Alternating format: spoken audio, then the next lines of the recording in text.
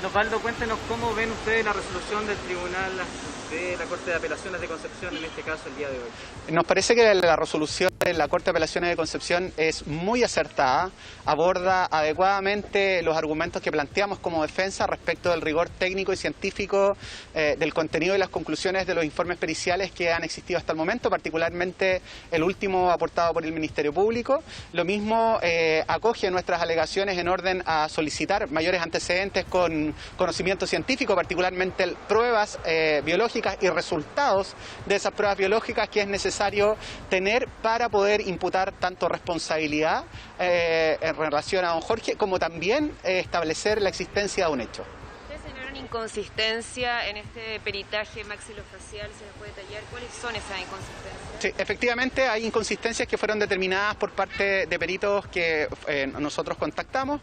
Esas inconsistencias las hicimos ver que esencialmente obedecen a la ausencia en el cumplimiento de protocolos del propio Servicio Médico Legal.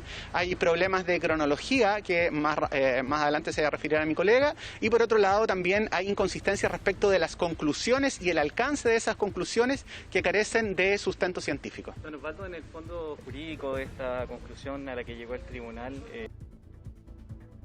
también de uno de los magistrados. Bueno, efectivamente, como cualquier resolución judicial, es legítimo que exista un voto disidente. Nos parece que todos queremos saber lo que pasó con Tomás, pero ese voto disidente no es más que eso. Es un voto disidente que da cuenta de una valoración distinta, pero lo esencial y lo sustancial que está asociado a la prueba científica, en este caso concreto, y las alegaciones que hizo la defensa son las relevantes. Ahora falta un peritaje clave, un resultado clave, que este informe genético. ¿Ustedes siguen insistiendo en la inocencia de su defendido? Nosotros lo que queremos es que los resultados de esas pruebas genéticas, de esos exámenes de tejido, salgan rápidamente, estén resueltos para efectos de determinar la exención de responsabilidad de nuestro cliente. Ahora, ¿qué va a pasar con él? Porque efectivamente él está en riesgo, ya vimos cómo fue linchado en primeros días ya de búsqueda. ¿Qué viene ahora para él en estos días ya que quedan? Bueno, viene un camino difícil. Esperamos que tome las decisiones adecuadas respecto de dónde volver a residir. Probablemente va a querer residir nuevamente en su casa porque es un hombre de campo que lleva muchos años viviendo ahí. Vive de las cosechas y los animales y por lo tanto esperamos que la sociedad y toda la gente entienda que la presunción de inocencia debe respetarse, que a nadie se le puede condenar anticipadamente y menos condenarlo sin que efectivamente existen pruebas suficientes, científicas, concretas y que sean confiables en sus resultados, y solo después de que exista algo de esas características se puede juzgar a alguien. Antes no es razonable. Si eso no ocurre, ¿hay un resguardo policial en este caso para él? Por el momento no hay ningún tipo de resguardo policial, pero en el evento que él fuera objeto o pudiera eventualmente existir antecedentes de que fuera objeto de algún tipo de ilícito o algún tipo de amenaza que recibiera, vamos a hacer que el Ministerio Público le dé las protecciones de rigor. Durante estos 6 meses él queda con alguna cautelar, algún arresto domiciliario, alguna firma, alguna... La Corte de Apelaciones confirmó el fallo de primera instancia que determinó que al no existir, no estar acreditado ni el hecho punible ni la participación, el imputado queda sin ningún tipo de medida cautelar por el momento. Siguen sosteniendo que el informe elaborado por la OCAR es también deficiente y no aporta en el fondo en este caso el desarrollo de esta investigación. El informe realizado por... Sostuvimos en la audiencia que es un informe que se sustenta esencialmente en apreciaciones policiales que no tienen su correlato en pruebas científicas. Para yo poder determinar la existencia de que ciertos elementos me causaron una lesión, necesito pruebas histológicas, resultados y microscopio. Nada de eso existe ni sustenta ese informe, por lo tanto, efectivamente es algo que carece de valor científico. ¿Faltó rigurosidad, don Osvaldo, a su juicio en la investigación? Más que faltar rigurosidad, falta resultados de prueba científica que logran determinar efectivamente de manera científica la existencia de hechos que permitan acreditar tanto un delito como la participación de alguien. Al igual que el día martes no quedó acreditada ni la letra A ni la letra B a su juicio de... No es a mi juicio, en realidad es el juicio tanto del Juzgado de Garantía de Arauco como la Corte de Apelaciones de Concepción que determinaron que en este momento no hay antecedentes suficientes que permitan estimar la existencia de un hecho punible o del delito o la participación de una persona en particular. Ahora, ¿cómo explican ustedes, por ejemplo, la declaración que entrega también la hermana de la mamá de Tomás, donde él habla en el fondo de entregar una versión conjunta precisamente para que no se sospechara de nadie.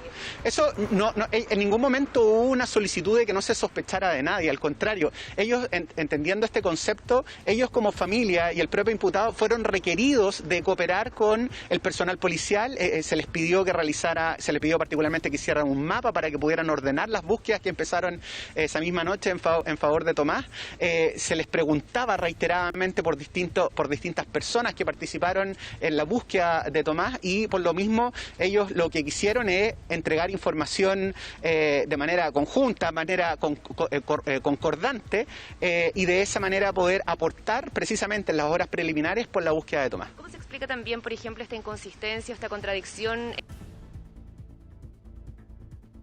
que le habría hecho de su casa con el pequeño? No hay ninguna inconsistencia. La labor de la brigada, lo que establece el Ministerio Público. La labor de la Brigada de Homicidio de la Policía de Investigaciones dejó claramente establecida la cronología de ese día respecto de qué fue lo que hizo el imputado y el momento de que salieron de la casa, en los momentos en que hizo los primeros llamados telefónicos, y eso quedó claramente establecido tanto en tiempo como en distancia. Claro, pero el fiscal leyó 2 declaraciones del imputado en ese minuto como testigo que habla de horarios distintos, uno a las 7, otro a las 7:30, incluso habla después de un rato después, cerca de las 8. Los elementos o los referentes respecto de otros testigos que efectivamente contaban con equipos o con elementos para poder dar una hora adecuada, una hora concreta, terceros que pasaron por el lugar lograron determinar efectivamente que esas inconsistencias menores de 20 o 30 minutos son absolutamente razonables de entender para una persona como nuestro cliente, que es una persona que vive en el campo, trabaja hace muchos años ahí, no contaba con un reloj y lo único que hacía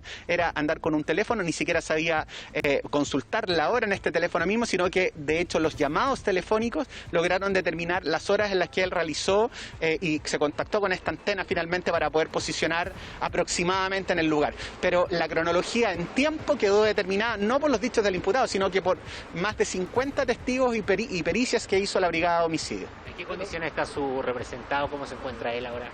Bueno, no hemos podido hablar con él, estamos esperando que llegue la resolución de la Corte de Apelaciones, baje y se cumpla la orden por Gendarmería de Chile, así que esperamos en los próximos días poder juntarnos con él para poder explicarle con mayor tranquilidad, en definitiva, el devenir de este procedimiento. ¿Ha estado tranquilo todos estos días? No ha estado para nada tranquilo. Ustedes podrán imaginarse lo que es haber perdido a Tomás, perder a su nieto y lo angustiado que ha estado, tanto desde el sentimiento que existe por haber perdido a su nieto, la muerte, pasar este duelo al interior de la cárcel, sumado eso al conocimiento que él tiene de la persecución y del escarnio público del cual ha sido objeto. ¿Cómo se explica entonces que dentro de uno de estos informes que fueron relatados en la audiencia, la de formalización y también en la de ahora, él se manifiesta que no tiene un sentimiento de culpa en este caso, que es contradictorio, que tiene evasiones también cuando se le menciona el tema, cuando se le pregunta por el tema? En materia de conocimiento científico existen 2 conceptos muy importantes establecidos en el ámbito internacional, que es la ciencia y la pseudociencia. Pseudociencias son precisamente aquellos informes y opiniones que se realizan que no tienen ningún asidero o conocimiento científico, ninguna metodología, sino que son única y exclusivamente apreciaciones de carácter policial. Bien, ahí parte entonces de las declaraciones que está entregando a esta hora la defensa del único imputado en la muerte del pequeño Tomás. Hablamos del tío abuelo del menor, Jorge Escobar, quien, como ha determinado la Corte de Apelaciones de Concepción, ha rechazado la petición de prisión preventiva formulada por la Fiscalía y por lo tanto se decreta su libertad. Vamos a estar muy atentos a lo que ocurre con este caso, por supuesto, en Canal 24 Horas con todo el detalle y la